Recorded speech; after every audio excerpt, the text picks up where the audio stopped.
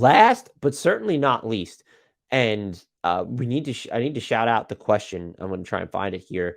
That it didn't inspire me because I'd written about this, so it ended up being super topical. But it's the MVP discussion, and it's with Nikola Jokic.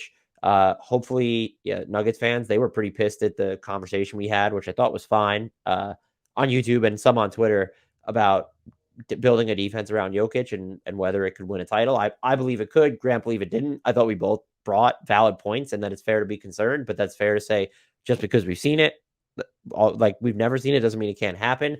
Uh, but the question came from Halal Murray. What are some arguments against Jokic winning MVP that aren't about things like voter fatigue? And this is something I've given a lot of thought to because I do an MVP ladder every other week. And numerous times throughout this season, I've wondered whether my own cowardice has held back Nikola Jokic's standing within that ladder, not the overarching discussion. I don't pretend to matter on this. I'm so bad at like the feedback loop from the podcast and how much I've invested in it and how browbeaten you are when things aren't going well. I don't even promo my written work now, which is, I'm proud of the written work I put out there, but I'm just afraid still. It's a weird, I'm progressing further in the industry, but I'm more worried about getting this feedback loop of if people disagree or if something goes against the grain. I put Nikola Jokic at number one on my latest MVP ladder. That was my point. This was before Luka Doncic went for his 60 burger against the Knicks. And so that's like that. And again, the MVP race is going to be epic if it keeps up. But I had Jokic on my number one spot, my MVP ladder, when I last did it, which was December 27th. Numerous times throughout this season, he's been no higher than 5 before that. And I've wondered whether my own cowardice has held him back in that ladder because it's not meant to be predictive. Those are mine. What I'm saying right now, I'd probably vote for Nikola Jokic for MVP. That is my pick. That is not based on what I think will happen, which is I think that voter fatigue will kick in for him and Giannis both because they've combined to win the past 4 awards. At the same time, even though I'm approaching it this way, the idea that voter fatigue alone will probably prevent Jokic from winning a third straight MVP.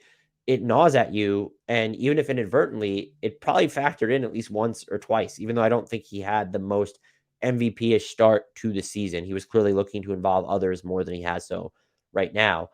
I finally got past that point because Jokic is checking every imaginable MVP box emphatically and beyond a shadow of a doubt.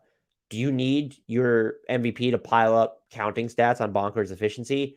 Jokic is doing that. He's averaging a triple double over the past few weeks while shooting, 67% inside the arc, basically. Is domination of advanced metrics your thing? That's not a sweat. Pick a catch-all stat. Jokic probably ranks number 1 in it. The Denver Nuggets are also better with him on both sides of the floor. And he continues to lead the NBA in net rating swing among everyone who has logged at least 125 minutes this season. And this is like the net rating swings. We've now, I think, played enough games to where we can look into them as meaningful. And yes, Denver's bench does help prop that net rating swing up because they are so bad without Nikola Jokic on the floor. But this isn't last season where Nikola Jokic is on the floor and they're good amid just a supporting cast that is less than ideal. When Nikola Jokic is on the floor, they are trucking opponents, just absolutely annihilating them by 11.1 points per 100 possessions. Their defensive rating is better with him on the court. That's something we will talk about in a second. So you can't sit here and use voter fatigue as an excuse anymore. And first, forget that. So we have the net rating swing, the largest in the league. Do you also need your MVP to have concrete evidence that he uplifts everyone around him? Denver's effective field goal percentage improves by 8 points with Jokic in the game. That's the league's highest mark again. And so, yes, it makes sense when he has the highest net rating swing, but he's improving the efficiency of his team by a margin that is larger than anyone else in the league. And the other thing that I think we need to consider here, are team wins important to you, or does best player on the best team speak to you? The Nuggets are second in the Western Conference, within a heartbeat of first, within a heartbeat of a top 2 record in the league. This is not a trade-off of, Jokic doesn't have enough help around him, so we're rewarding him. They are a really fucking good basketball team. They are a title contender. And the other thing, and I think this might be the most important to actually ensure that Jokic can win his third MVP award consecutively, which is something that Bill Russell, Wilt Chamberlain, and Larry Bird are the only players to ever have done. Last year, it was a matter of, wow, look at what Jokic is doing with so little help around him. The year before was, look how dominant Jokic is and how dominant the regular season Nuggets are. This season is a meld of both. Jamal Murray's gotten better, but he has not been Jamal Murray. These recoveries from an ACL are typically, as Kawhi Leonard said, a 2-year process where it's you're out and then you have to work your way back. And then it's hopefully you return to normal. Jamal Murray's looked better. He has not been top 25, fringe top 25 player, Jamal Murray. Michael Porter Jr. has barely played. They've saddled Bones Highland with too much responsibility in light of the Monte Morris trade. You don't regret that trade because of how good of a fit KCP is, but it's definitely put a strain on him he's not ready for. Maybe it helps him down the line. The bench has not been great overall. And so the Nuggets, their supporting cast, even if on paper it looks more ideal, their supporting cast outside of their top 6 guys, outside of their top end units, it's been less than ideal. It's been in flux, and even some of their top end guys have either not been available or not been themselves. And so it's, oh, look how much more help Jokic could need. And yet the Nuggets are still elite. Elite. So that argument that you're not picking one, it's both. It's a marriage of both of them now. Jokic leading a team to title contention despite not having a picture perfect supporting cast that has played, let's call it according to plan, because I don't just want to dismiss Jamal Murray's contribution. The 2-man game between him and Nikola Jokic is gorgeous still. And so back to the question from Alaa, what is the actual reasonable argument against Nikola Jokic winning MVP? And when we're at this level, if you want to split hairs and say default to someone you trust more in the postseason, that's fine. If this is a regular season award, but if you at the level have to really look at it and say, wow, I can't separate between Kevin Durant and Luka Doncic and a healthy Steph Curry, what Jason Tatum has done in Boston. If we're at a point where you can envision multiple players reasonably winning MVP, and right now I would say I can envision that to where Steph pulls back because of the absence now, but between Kevin Durant, Tatum, Jokic, and Doncic, I think there are 4 players that if you told me you were going to pick them to go to be the MVP this year, I don't know that I have like the best overall counter argument for you because they've all been so great.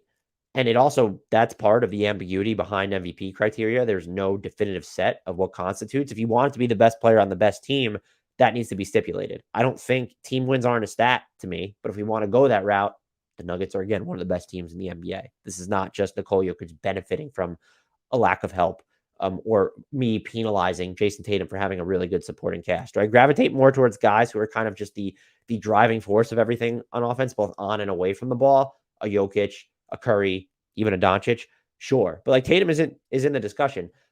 But when we're at this level where there are 4 players, and let's just say Steph came back tomorrow, I could see it being 5. Like that's how good he is this season. And you have to look at it through the lens of the postseason. I get it. You also have to acknowledge that Nikola Jokic has been really great in the postseason offensively.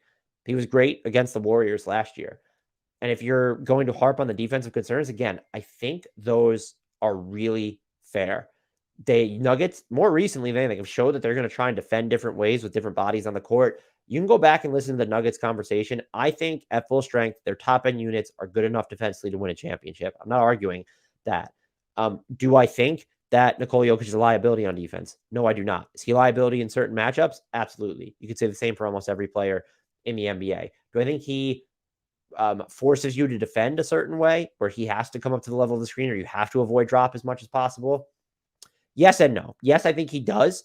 But like if you have someone else with size, in addition to Aaron Gordon, so someone else with real size, not a Bruce Brown, who I think I always discredit for his size. Like KCP is 6'5". Bruce Brown is a little bit girthier, but he's also he stands at 6'9". And so I say size, but like he's just feels like a low center of gravity 6'9". Is that unfair to say? He's like perfect, but like someone who's bigger, like longer, lankier, whatever you want to say. If it was pairing a Jeremy Grant with an Aaron Gordon, then I think you could defend almost however the hell you want around Jokic. And so I don't think it's inflexible beyond repair.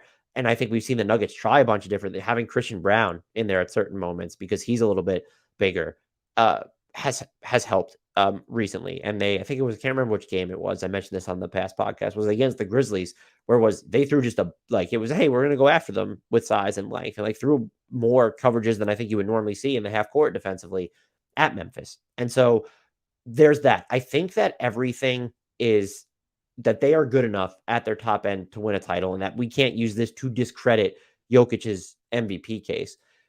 Even look, I mean, simple things like defensive rebounding and ending possessions, the other team's possession, that has value in itself.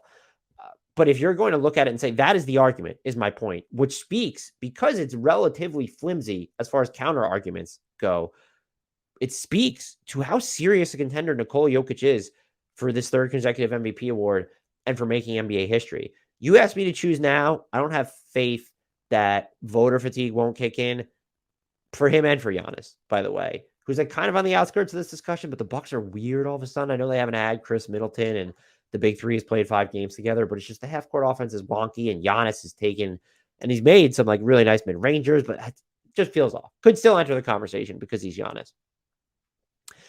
That being said, while I don't have faith that Nikola Jokic will win his third consecutive MVP award, the argument against him, it's not that it doesn't exist. We are now at the scale where it's like microscopically thin, and you really have to search for reasons not to include him in the discussion or to forget about voting for him. He needs to be in this discussion. And I don't know. I've seen people tweet about the agendas of leaving him off.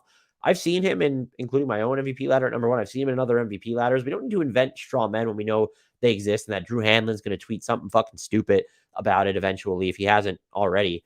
He already did it at Luka's expense. So I was going to say that I don't think there aren't other deserving picks. I had Luka top my MVP ladder for the longest time. I'd Steph ahead of Jokic for the longest time before his injury.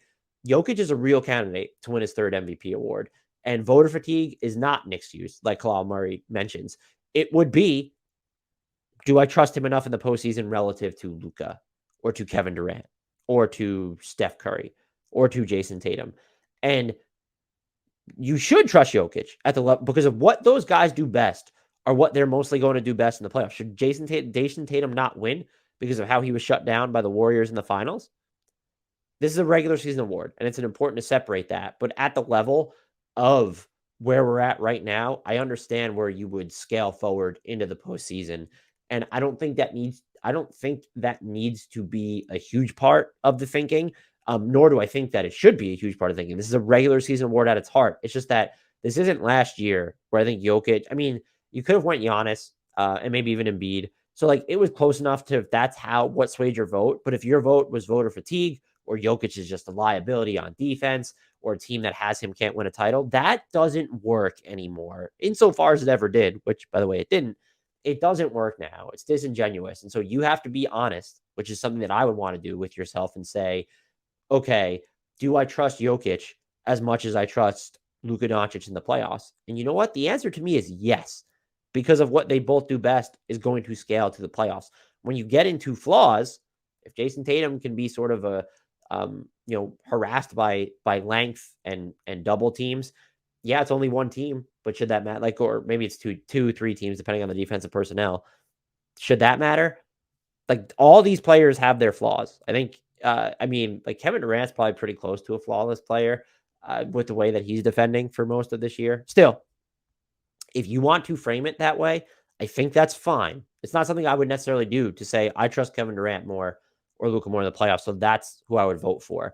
That has not been my deciding factor yet. I'm saying that it could be a deciding factor, and that's fine. Do I agree with it? I look at this as a regular season award. Nikola Jokic is checking every regular season box imaginable. One that shouldn't even count for as much as they do, which is caps lock team wins. They're there. The Nuggets contending for a top spot in the Western Conference. This isn't them hovering around 5, 6, whatever. So Nikola Jokic might actually win his third MVP award if people are paying attention and can get past voter fatigue. He has been, to me, the league's most valuable player to date. And I don't know if that would have changed with the Steph Curry injury. I might go back and forth with Luka on any given day. He, to me, right now, is the single most valuable regular season player in the league.